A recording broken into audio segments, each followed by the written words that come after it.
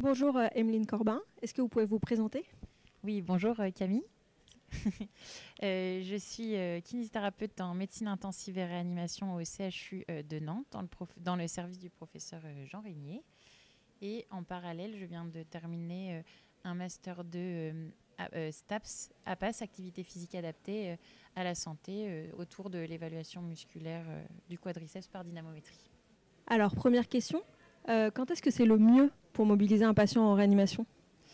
Alors, le plus précocement possible, ça c'est sûr. Donc quand c'est très précoce, en passif, quand le patient est sédaté. Et si on doit choisir, on privilégiera toujours l'actif au passif. Donc voilà, toujours choisir l'actif, mais si on peut faire très tôt plus ou moins du passif, c'est encore mieux. Et avec quel type d'exercice exactement?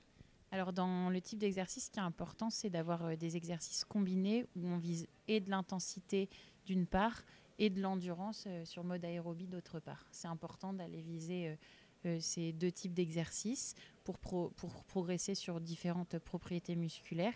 Et puis une autre donnée, c'est la fatigabilité. Donc essayer de fractionner vraiment les exercices avec des temps de pause qui au départ seront vraiment supérieurs au temps de travail. Et puis petit à petit, ça pourrait être plus ou moins équivalent. Et aussi de penser que finalement l'exercice, c'est la toilette, c'est la mise au fauteuil, c'est le bord de lit. Et donc dans la journée, on peut reproduire des exercices qui feront que sur le cumulé, on aura fait pas mal de travail sans épuiser en une fois le patient.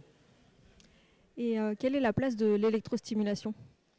Alors l'électrostimulation, c'est utilisé comme un outil un peu adjuvant, peut-être plus classiquement dans l'entretien, en tout cas la lutte contre la fonte musculaire. Dans la littérature, c'est pas encore bien validé, mais probablement qu'on l'utilise pas de manière optimale selon les physiologistes qui l'utilisent bien, notamment parce que nos patients sont pas très confortables et qu'on peut pas aller à des seuils suffisants pour être efficace. C'est une des explications.